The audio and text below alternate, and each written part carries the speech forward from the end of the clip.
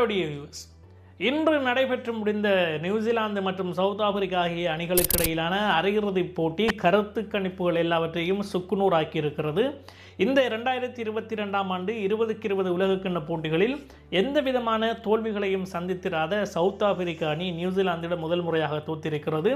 அது மட்டுமல்ல, இதுவரைக்கும் T20 உலகக்கிண்ண போட்டிகளில் எந்த ஒரு போட்டியிலும், அதாவது 5 போட்டிகளில் நேரடியாக மோதிக்கொண்டிருக்கக்கூடிய சவுத் ஆப்பிரிக்கா மற்றும் நியூசிலாந்து அணி எந்த போட்டியிலும் சவுத் ஆப்பிரிக்காவை நியூசிலாந்து வென்றது கிடையாது. முதல் முறையாக வென்றிருக்கிறார்கள். 9 விக்கெட்டுகள் வித்தியாசத்தில் வென்று 2021ஆம் ஆண்டுக்கு பிற்பாடு இரண்டாவது முறையாக இறுதிப் போட்டிக்கு தகுதி பெற்றிருக்கிறார்கள் நியூசிலாந்து அணி.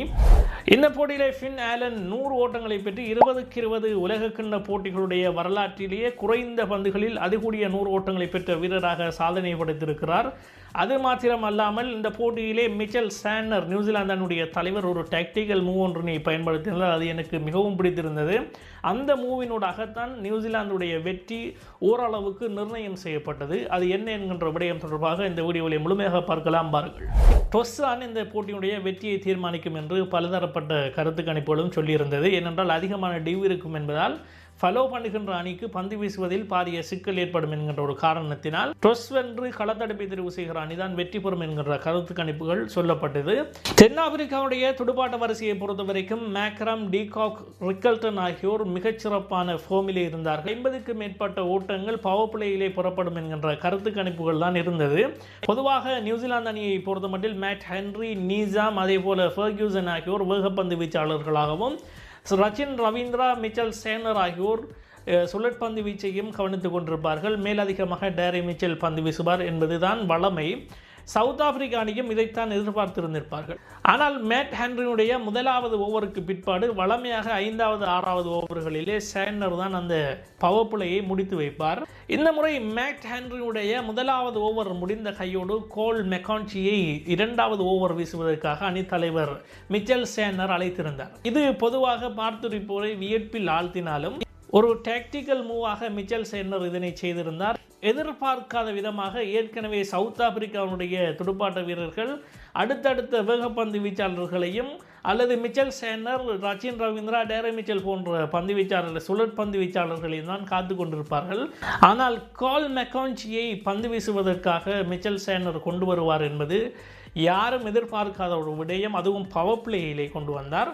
அந்த மூவ் தான் மிச்சல் சேனருக்கு கை கொடுத்தது. அபாரமாக துடுப்படுத்தாடக்கூடிய டீகாக் மற்றும் ரிக்கல்டன் ஆகியோருடைய விக்கெட்டுகள் பவர் பிளேயிலே தூக்கப்பட்டது. போட்டியை இன்னும் நியூசிலாந்தின் பக்கம் உறுதியாக வெல்வதற்கான வேலையை செய்து கொடுத்தது. மிடில் ஓவர்களிலே சவுத் ஆப்பிரிக்கா சற்று அசம்பந்தமான துடுப்பாட்டத்தை வெளிப்படுத்தியிருந்தாலும் டிவால் பிரீவிஸ் மெதுமெதுவாக ஓட்டங்களை குவிக்க ஆரம்பித்தார். அதற்கு பிற்பாடு ஸ்டெப்ஸும் மேக்கோ ஜான்சனும் இணைந்து ஒரு நல்ல பார்ட்னர்ஷிப்பை போட்டார்கள்.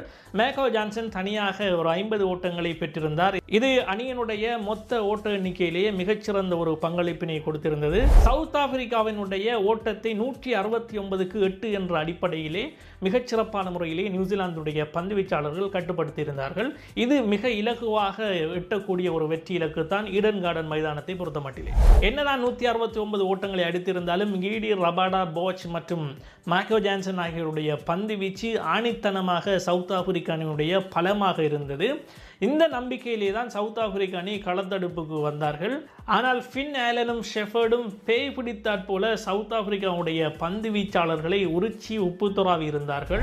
2வது ஓவரின் 2வது பந்து பிரதியிலே ஷெஃபர்டுடைய கெச்சினை ஆரன் மேக்ராமும் ப்ரூவிஸும் நழுவ விட்டிருந்தார்கள். இந்த பிடியெடுப்பு நழுவ விடப்பட்டதன் விளைவாக பவர் பிளேயிலே 84 ஓட்டங்களை அசுரமாக அடித்து தள்ளினார்கள் ஃபின் ஆலனும் ஷெஃபர்டும்.